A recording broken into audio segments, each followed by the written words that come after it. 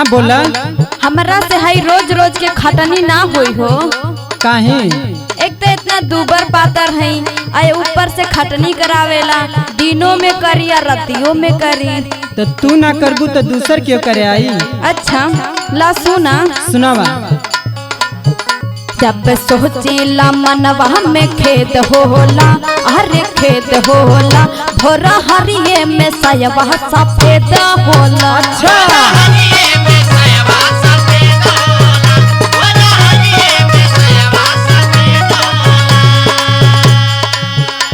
सुना सुना उपाय बताते थे। हाँ सुनावा।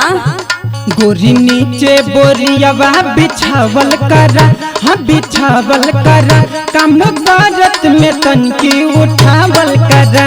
हाँ ये करा। नहीं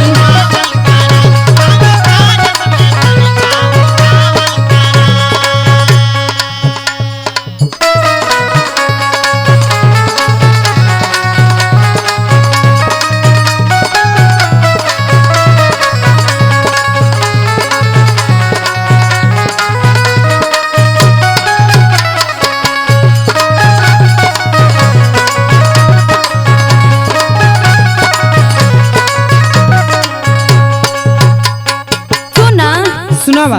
इतना खटाइबा न तो हम ना रहबे दे। काहे न रह? बतावा तनी काहे ना रह? सुनावा।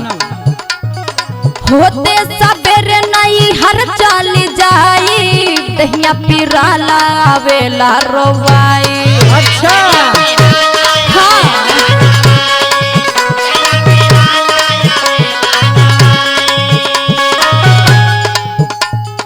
होते सबेरे नहीं हर चाल जाई, दहिया पिराला आवेला रोवाई।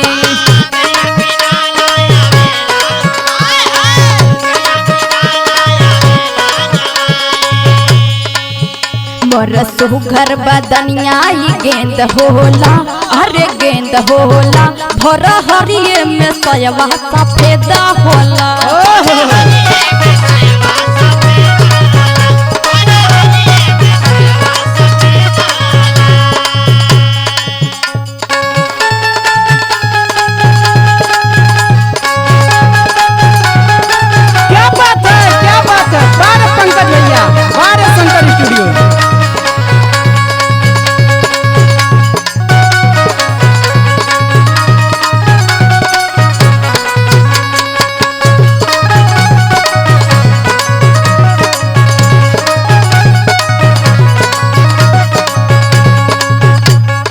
थोड़ा मजबूरी बा बहन। सुना सुनावा।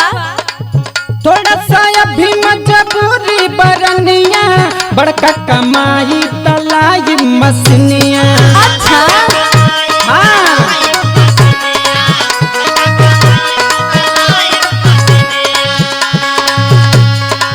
थोड़ा सा अभी मजबूरी बधनिया, बड़का कमाई तलाई मसनिया।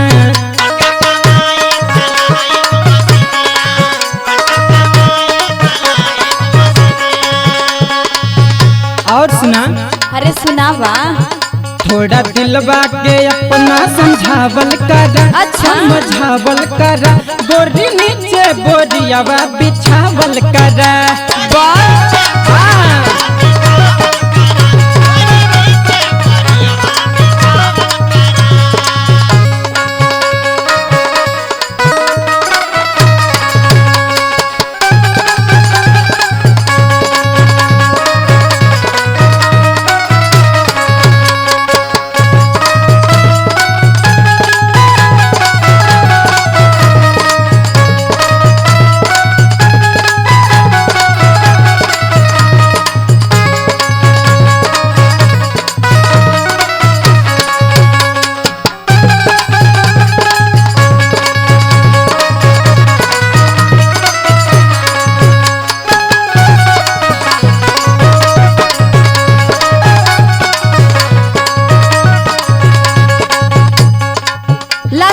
हमरो सुनावा।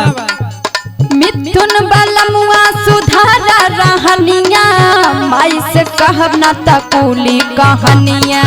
अच्छा हाँ हो ये तू करे।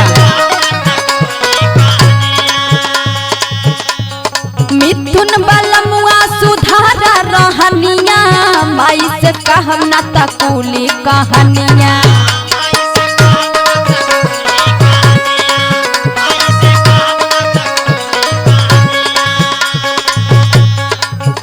सुना संजय से इहे मत भेद होला अरे भेद होला भोरा हरिये में सयवा सफेद होला।